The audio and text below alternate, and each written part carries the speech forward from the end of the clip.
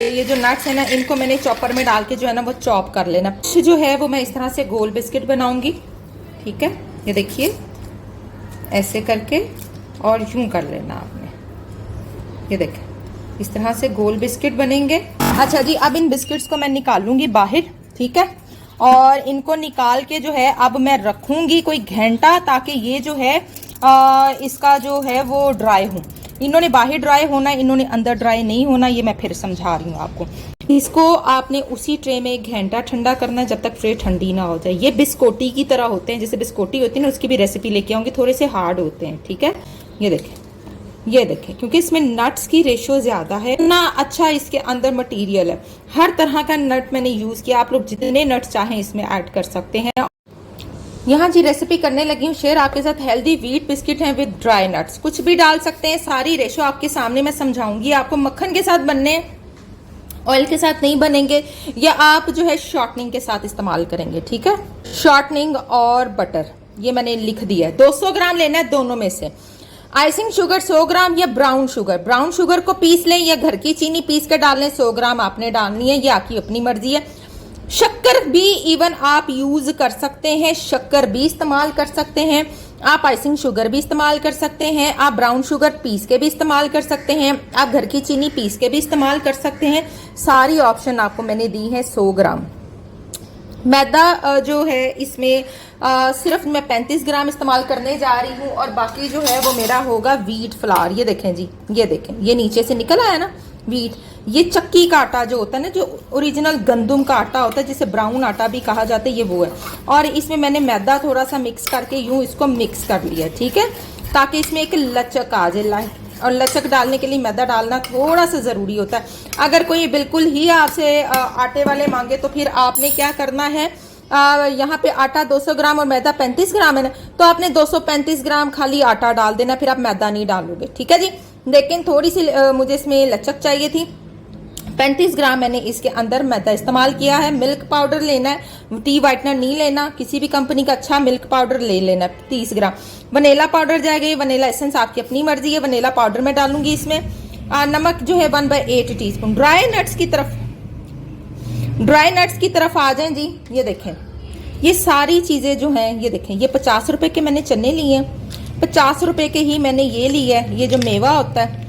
100 रुपए का मेरा ये आया बादाम। 100 रुपए के मेरे ये आए हैं काजू, और 100 रुपए के मेरे ये वाले आए हैं। ठीक है, आप चाहें तो इसमें खजूरें भी ऐड कर सकते हैं। तो समझ लें टोटल जो है ना, ये सारी चीजें मुझे 500 रुपए में पड़ी हैं। 500 रुपए में ये सारी चीजें मैं बनवा कर लाई। ठीक है, ये वाली सारी चीजें आपने इसमें ऐड कर लेनी है। 500 रुपए में ये चीजें पड़ी हैं। आटा आपके पास घर का है, यानी टोटल कॉस्ट जो है ना मेरी इसके ऊपर 1000 आई है। ये रफली आइडिया, यानी खुली डुल्ली मैदा डाल के, ड्राई मिल्क पाउडर डाल के, सारा कुछ डाल के 1000 जो है जी कॉस्ट है। सेविंग 800 रुपये, 1800 रुपये किलो बेचना। शॉर्टनिंग के साथ बनाएंगे तो फिर आप 1500 रुपये किलो बेचेंगे, तो फिर ज़्यादा। शॉर्टनिंग के साथ बनाएंगे फिर आप 1500 का किलो, मक्खन के साथ 1800 का किलो। तो जी ये बड़े हेल्दी बिस्किट हैं। ये इसको आप किटो बिस्किट भी कह सकते हैं, इसको आप एलीट क्लास बिस्किट भी कह सकते हैं, क्योंकि ये उनकी शशके मशके होते हैं और उनके चस्के होते हैं।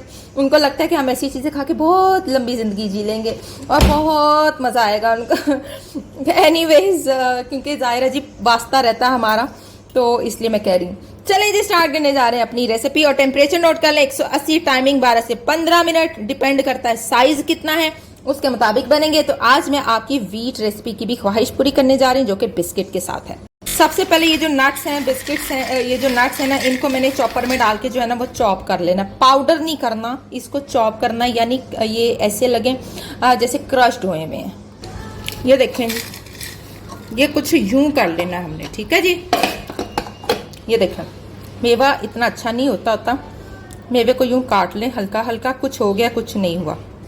अब इस मटेरियल को हमने अपनी डो बनानी है और उसमें ऐड कर देना। तो ड्राई जो है ड्राई मिल्क पाउडर भी इसमें जाएगा, वनीला पाउडर भी जो है वो इसी में जाएगा। ठीक है जी, जब व्हीट वाली कोई चीज़ बनाते हैं ना तो उसमें वनीला डाल लेना चाहिए, अच्छा फ्लेवर देता है। अब ये आपके ड्राई नट जो है वो सारे इकट्ठे हो गए हैं। ठीक है, इधर आपकी ये चीज़ें भी बन गई हैं, चेक कर लें। ये आपके ड्राई हो गया, ये आपका ये हो गया। अब बचा हमारे पास आइसिंग शुगर और बटर। इसमें जाएगा सॉल्ट, ये आइसिंग शुगर है, सॉल्ट और हमारा जाएगा बटर, ठीक है, जो कि सॉलिड फॉर्म में है। इसको चाहे आप बीट कर लें, चाहे हाथों से कर लें। तो मैं हाथों से ही करूंगी, मैं बीटर नहीं चलाऊंगी। ऐसा मैंने लूक वार्म किया है क्योंकि बटर मेरा बहुत ठंडा था तो वो हो नहीं रहा था। अभी भी देखें चंक्स हैं बीच में। ये अच्छे से ठंडा भी हो और नरम भी हो, ठीक है, ऐसा होना चाहिए कुछ मामला इसका। फिर जाकर ये जो है अच्छी कंसिस्टेंसी के बिस्किट बनाएगा। ठीक है जी, हो गया।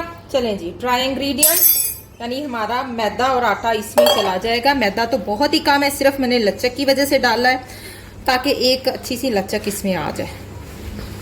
ये इस तरह से रनी रनी होगा। ये देखें, अगर आपको लगे कि ये ज़्यादा रनी है तो आप इसके अंदर मज़ीद थोड़ा सा आटा मिक्स कर सकते हैं, लेकिन अभी चूँकि हमने इसको थोड़ी देर फ्रिज में रखना है, थोड़ा सा मुझे लग रहा है कि मुझे करना पड़ेगा, ठीक है, थोड़ा सा डालना पड़ेगा, हल्का सा 1-2 चम्मच, तो मैं मैदा ही डालूंगी। अच्छा, जब आपने पाइप निकालने हैं ना, यानी पाइपिंग बैग में डालने हैं, देन तो ये बिल्कुल परफेक्ट है। अगर आपने पाइपिंग बैग में नहीं निकालने तो देन आपको 2 चम्मच मैदा डाल देना चाहिए या आटा डाल देना चाहिए, फिर ये परफेक्ट हो जाएगा। ये देखें कितना अच्छा हो गया, ठीक है। जब पाइपिंग बैग में डालें देन आप इसको निकालें, और जब आपने पाइपिंग बैग से नहीं डालना तो फिर आपने इसको थोड़ा सा मैदा या आटा बढ़ा देना। तो ये दोनों तरीके से मैंने समझा दिया। बेसिकली वो मेरे पाइपिंग बैग वाली रेसिपी थी ना। चलें जी, ड्राई इंग्रेडिएंट। अच्छा, इसमें आप लोग जौ का दलिया भी डालना चाहें तो डाल सकते हैं। इतने ज़बरदस्त हमारे बिस्किट बन गए। अब हम इसको थोड़ा सा बेल के और इसकी लंबी लंबी जो है वो स्टिक्स निकाल के और फिर हम इसको लगाते हैं बेकिंग के लिए। डन है। इस तरह से मैंने बेकिंग पेपर रखा है और उसके ऊपर यूँ मैंने इसको फैला लेना, ठीक है, ऐसे। ये देखिए कितना परफेक्ट है। इसको बेलन के साथ यूँ आपने, देखें कितना ज़बरदस्त है, बेला गया ना। अच्छा, अब आप क्या करेंगे, इसकी स्ट्रिप्स काटेंगे, ठीक है। अब मैंने क्या करना है, इसको यूं करके यूं निकाल देना, ठीक है। लंबाई में इसकी जो है वो स्ट्रिप्स काट लेनी है, ट्रे में रखनी है और फिर फ्रिज में इसको ठंडा होने के लिए रखना। इक्वली हम निकाल लेंगे ताकि हमें मसला ना हो। कोई मुश्किल चीज़ नहीं है, बिस्किट सिर्फ बेलने में मसला करते हैं, वैसे मसला नहीं होता इनका। आप लोग राउंड बनाना चाहे राउंड भी बना सकते हैं। कितने अच्छे बन गए हैं, कोई मसला, कोई दुश्वारी, कोई परेशानी। बस अब इसको बना के हम ट्रे में थोड़ी देर रखेंगे।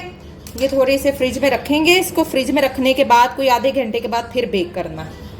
अच्छा, अब आप कहेंगे कि जी जो बेकरीज वेयर हाउस होते हैं बच्चों, उनकी रेसिपीज थोड़ी डिफरेंट होती हैं, उसमें मैदे की रेशो ज़्यादा होती है, यानी ड्राई इंग्रेडिएंट की रेशो ज़्यादा होती है, उनको फ्रिज में रखने की ज़रूरत पेश नहीं आती।